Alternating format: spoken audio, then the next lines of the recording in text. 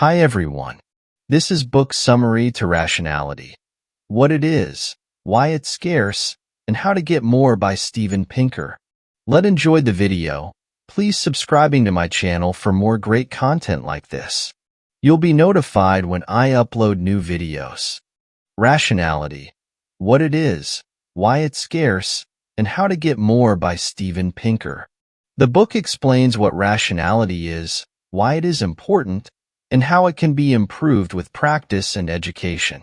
The book explores various aspects of rationality, such as logic, probability, causality, decision-making, game theory, social dilemmas, and cognitive biases, with examples from science, history, philosophy, psychology, politics, and everyday life. The book addresses some of the common misconceptions and criticisms of rationality and argues that rationality is essential for achieving human well-being, progress, and enlightenment. Rationality explores the faculty that sets us apart from other species, reason. The ability to think rationally drives individual and social progress. It allows us to attain our goals and create a fairer world. But rationality isn't just something we do as individuals. It also sustains our best institutions. Learn how reason really works. It's safe to assume that no human has ever been perfectly rational, but the conviction that objective truth exists has allowed us to create rules that help us approach it. When you follow those rules, the author argues, you can change the world. It's rationality, for example, that helped us reach the moon, eradicate diseases like smallpox, invent computers, and, more recently, develop a vaccine against a deadly global pandemic in just 1 year. So what are those rules? How does rationality work and how can you cultivate it? That's exactly what we'll be exploring in this summary. Rationality is a means to an end. Let's start at the beginning. What is rationality? Dictionaries tell us that rational means having reason. And reason comes from the Latin word ratio, which means, you guessed it, reason. So, if etymology leads us in circles, could philosophy help? Philosophers state that rationality is the ability to use knowledge to attain goals. Better? Let's break that down. The term knowledge refers to justified true beliefs. We wouldn't credit someone with being rational if they knowingly acted on false beliefs, like looking for a misplaced wallet someplace they knew it couldn't be. But there's more to rationality than simply thinking true thoughts like 1 + 1 = 2. It also helps us do things. The key message here is, rationality is a means to an end. In 1890, the American philosopher William James wrote an essay on the difference between rational beings and non-rational entities. James observed that if you scatter iron filings on a table and place a magnet near them, they fly toward the magnet and stick to its surface. But cover the magnet with a card and they press against its surface. It never occurs to them to bypass the card and come into direct contact with the object that attracts them. Now consider Shakespeare's Romeo and Juliet. Juliet is Romeo's magnet. When there's no obstacle in his path, he moves toward her in a straight line just as the filings moved toward the real magnet. But here's the difference. When Romeo finds his path blocked, he alters course. Romeo and Juliet don't remain on either side of this obstacle, idiotically pressing their faces against its opposite sides like the magnet and the filings with the card. In the play, Romeo and Juliet use their knowledge of the world to overcome hurdles. Romeo scales walls to touch Juliet's lips, and the couple scheme to deceive their hostile families. For James, this is what sets non-rational entities and rational beings apart. Iron filings move in a straight line toward their goal, but their path to that goal is fixed. That's why the card impedes them so easily. It's the other way round for rational beings. Romeo and Juliet's desired end, being together, is fixed, but they're highly flexible about how they achieve that goal. This is human rationality in action. When one path is blocked, we can always try another. Rationality helps you decide between passions. We've just argued that reason is a means to an end. But where do the goals which it helps us pursue come from? One answer comes from the 18th century Scottish philosopher David Hume. Goals, Hume claimed, come from the passions. That is, from desires, drives, and emotions like love, anger, pride, envy, and fear. Reason, meanwhile, is the slave of the passions. Although it may look like it, this isn't an argument for behaving irrationally. Hume was simply making the point that reason can't tell us which goals we should pursue. Logically speaking, they're neither rational nor irrational. They're irrational. But sometimes, we have to choose between conflicting goals. That's when we call upon reason. The key message here is, rationality helps you decide between passions. If people only wanted one thing, life would be simple. Hedonists could eat, drink, and love with carefree abandon, and the ambitious could pursue fame and fortune without a thought for their kids or fellows. Of course, life isn't like that. We crave pleasure and comfort, but we also want to be healthy, liked, and to have flourishing children. Too much cake makes us fat. No one wants to work or be friends with a ruthless Machiavellian. Unattended kids get into trouble and cause headaches. In short, goals sometimes clash. You can't always get what you want. But how can you decide which goals to pursue and which to abandon? Enter rationality. Reason helps us prioritize by giving us a yardstick to compare the relative worth of goals over time. Take the trade-off between hedonism and health. One of the best cases for prioritizing short-term pleasure can be found in a cartoon published in The New Yorker. The problem with prolonging your life, a man sitting at a bar proclaims, is that all the extra years come at the end, when you're old. But our knowledge of the world tells us that, say, eating healthy and exercising doesn't just extend life expectancy. It also keeps us in good shape, which means we're more likely to enjoy those extra years. That's likely to give us much more satisfaction. Health, then, looks to be a better goal than hedonism. It's the same with ambition. Having sharp elbows can advance careers in the short term, but it also alienates people on whom you may later rely for help. When you stop to think about your goals, you usually realize that your future self will thank you for making wise choices today.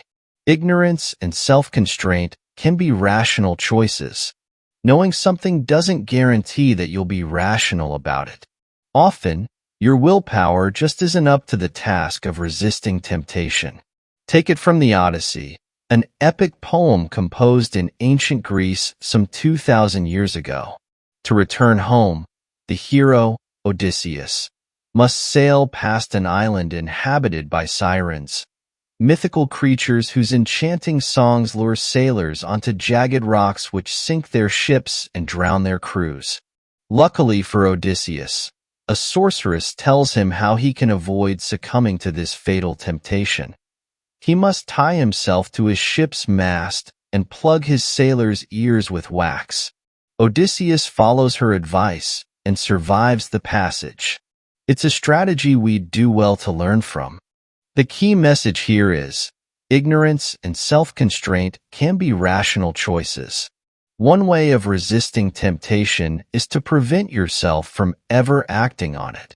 For example, it's much easier to resist the siren songs of unhealthy snacks if you go shopping after you've eaten. Similarly, you can't spend money you know you should be saving if you've told your employer to set aside a portion of your paycheck for retirement. This kind of Odyssean self-control isn't about willpower. It's about tying yourself to the metaphorical mast. Odysseus's sailors didn't even hear the sirens through their wax earplugs. At first glance, this looks like an odd tactic. Isn't knowledge power, after all? Surely it's better to know something than not, since you can always decide not to act on it anyway? Paradoxically, it's sometimes rational to choose ignorance. One example is the decision for people not to find out whether they've inherited a dominant gene for an incurable disease from a parent. This knowledge won't prevent them from developing the disease, but it will cast a shadow over the rest of their lives. And banks put up notices informing would-be robbers that staff don't know the combinations to safes. No one can reveal what they don't know, so there's no point in threatening them. Ignorance, in short, can protect us from harm. It can also counteract bias. That's why jury members are forbidden from seeing inadmissible evidence gleaned from forced confessions or hearsay. Good scientists also ring-fence their work against partiality by conducting double-blind studies in which they're kept in the dark about which patients received a drug and which a placebo. In both cases, ignorance helps keep people objective. Science applies rationality to the real world. We can make different kinds of statements about the world. Take the claim that all bachelors are unmarried. Is this statement true? Logic says it must be. A bachelor can't be married, after all, since the concept refers to an unmarried adult male. This statement is thus unfalsifiable. There's no way of disproving it. Other kinds of statements are falsifiable. All bachelors are unhappy, for instance, is an empirical claim. To determine its truth, you have to get out of your armchair and ask flesh and blood bachelors whether they're happy or not. If you find one contented bachelor, you've disproven or falsified the statement. Logic helps us unpack the first kind of statement, but we need science to verify the second. The key message here is, science applies rationality to the real world. In the year 1432, a group of English monks began arguing about how many teeth there are in a horse's mouth. Their debate, which was as learned as it was ill-tempered, raged for 2 weeks. One faction appealed to the works of Aristotle to argue that it must be 30. A second camp refuted this by citing obscure ancient texts which proved that it was 50. A third group settled on 45, a conclusion which they said both Plato and the Bible supported. Finally, on the 14th day, a young friar spoke up. "Why don't we go outside," he suggested, "and look at a horse's mouth?" This story, which is commonly attributed to the 16th century English philosopher and scientist Francis Bacon, is most likely fictitious. But it's easy to see why it's stuck around over the centuries. It's a vivid illustration of the differences between Bacon's outlook and that of the scholastics. This second group, which consisted of church-educated intellectuals, believed that only logical models of the world derived from trusted texts could help us understand the world. Bacon, like the young friar, believed that you have to go outside and start counting horse teeth. If you're not gathering empirical evidence, you can't escape superstition. Today, we mostly use a different term, confirmation bias, the tendency to notice and recall things that confirm our theories and ignore those that don't. That distinction remains crucial to our own scientific rationality. How do you tell science and pseudoscience apart? For most scientists, it's a question of falsifiability. Are you looking for evidence that could falsify your hypothesis, or are you cocooning yourself in unfalsifiable theories? Institutions make us less partial and more rational. According to the American psychologist David Myers, monotheism, the belief in a single God, is based on 2 claims. The first is that there is a God. The second is that neither of us is that God. Okay, but what does that have to do with rationality? Well, rationalism, the belief in objective truth, has a similar structure. It states, firstly, that there is an objective truth and, secondly, that neither you nor I know it. Rationality, then, is anything but an arrogant claim to know it all. It's an aspiration. No mortal can say that they've attained objective truth, but the conviction that it's out there helps us develop rules which get us closer to it as a society than we could as individuals. The key message here is, institutions make us less partial and more rational. In 1788, James Madison wrote that if humans were perfect, government wouldn't be necessary. But we're not, which is why the American statesman saw human nature as a political problem. We're selfish and ambitious, and often overly partial to our own needs and blind to our neighbors. We can also be vicious. Left to our own devices, we may end up trampling on others to get ahead. Madison's answer to this problem wasn't to suppress human nature. It was to create a political system which worked with its grain. Ambition, in his words, must be made to counteract ambition. Let people be selfish and ambitious, but create a system of checks and balances to prevent any single individual or faction from tyrannizing others. Institutional checks and balances don't just prevent political tyranny. They also stop flawed individuals imposing their follies on the rest of us.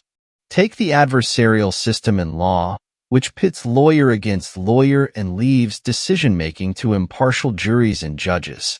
Anonymous peer review plays a similar role in academia, ensuring that ideas are analyzed on merit rather than through the lens of grudges and rivalries. In the public sphere, freedom of speech ensures that both popular ideas, which are often wrong, and unpopular ones, which are often right, get a fair hearing. To paraphrase Madison, if humans were perfectly rational, these institutions wouldn't be necessary. Since no mortal has a direct line to objective truth, we need them. The more we disagree with one another, the likelier it is that at least one of us is right. Punishing people for their own good creates a more rational commons. If you want a better view of the stage at a concert, it makes sense to stand up. But that obscures the view of others, so they also get up. Soon, everyone is on their feet and no one has a better view. Arms races follow the same logic. If one country spends lots of money developing long-range missiles, it becomes rational for its hostile neighbor to do the same thing, leaving both countries poorer. Both of these cases illustrate one of the paradoxes of rationality. When we all act rationally, the outcome can be worse for everybody, a phenomenon known as the tragedy of the commons. This isn't an inescapable fact of nature. It can be solved by creating the right kind of rules. The key message here is, punishing people for their own good creates a more rational commons. As members of communities, we benefit from public goods like roads, sewers, and schools. These goods are a kind of commons. Everyone can access them and we're all responsible for their upkeep. But as individuals, we benefit more if we can use these goods while letting others pay for them. The rational choice, in other words, is to free ride. If everyone makes this choice, our community won't have any money to maintain its public goods. No one desires this outcome, but no one wants to pay taxes when others don't. That's a sucker's payoff. This is a lose-lose scenario. It'll leave us all worse off. So how can we solve this dilemma? Let's take a look at a lab experiment used by economists and psychologists. Participants are given a sum of money and then offered a chance to throw some of it into a communal pot. For every dollar they chip in, the experimenter adds another dollar. Collectively, participants' best bet is to maximize their contributions. As individuals, they're better off hoarding their cash and letting others contribute their money. And that's the strategy participants typically choose. Once others notice what they're up to, they also stop contributing to the pot. Unless the experimenter gives them the option of finding free riders, in which case contributions stay high and everyone wins. It's the same in the real world. When we know that rule breakers will be punished, we're much happier paying our taxes. It's not just that we don't want to end up in jail ourselves, we also hate the idea of being suckers. Our most important moral idea is compelling because it's rational. As we've seen, Secular laws can force us to take care of the public good. Many believe religious laws do something even more important. They force us to be moral. That argument has been around for a long time. So long, in fact, that it was familiar to Plato 2,400 years ago. But does it hold up? The Greek philosopher didn't think so. If something is moral simply because God commands it, Plato argued, there's no reason for God's commandments, they're whims. But if God does have reasons for his commandments, that is, if he commands something because it's moral, it's unclear why we can't skip the middleman and appeal directly to those reasons. Plato's conclusion? Morality can be grounded in reason. The key message here is, our most important moral idea is compelling because it's rational. Humans are selfish and ambitious. We desire what's good for us even if it harms others' interests. But we're also social animals. We live in societies and depend on others to help us when we're in need and refrain from harming us for no good reason. How, then, can we get along with one another? Well, first off, we'll need to have a rational conversation and agree on some rules. Now, nothing is more fatal to reasoning than inconsistency. If a set of beliefs contains a contradiction, it can be used to deduce anything and everything. In short, it's a recipe for anarchy. Imagine that I defend my right to rob you while insisting you don't rob me. This rule is contradictory. Everyone is simultaneously an I for themselves and a you for someone else. That means any argument which says that I can do something you can't because I'm me and you're not is nonsensical. At this point, we're likely to agree that our rules must apply to all equally. Reason has thus led us to humanity's most compelling moral idea, the golden rule of treating others as you'd wish to be treated. Put differently, if I wouldn't like to be robbed by you, I shouldn't rob you. Every major world religion, from Hinduism and Buddhism to Confucianism, Christianity, Judaism, and Islam has its own variant of this rule. It's also the concept we intuitively reach for when we want to teach our children about morality. How would you like it, we ask, if she did that to you? Summary. Rationality is a tool that allows us to pursue our goals in life. It also helps us prioritize our aims by comparing short and long-term benefits. Reason is paradoxical, though. In some situations, ignorance is a more rational choice than knowledge. In others, the worst outcome is a result of everyone being rational about their self-interest and neglecting the common good. It's because of these paradoxes that we embed rationality in institutions. When our rules force us to be reasonable, our lives are much better and fairer. The end. Thank you for watching. Please subscribe, like and share. See you in next videos.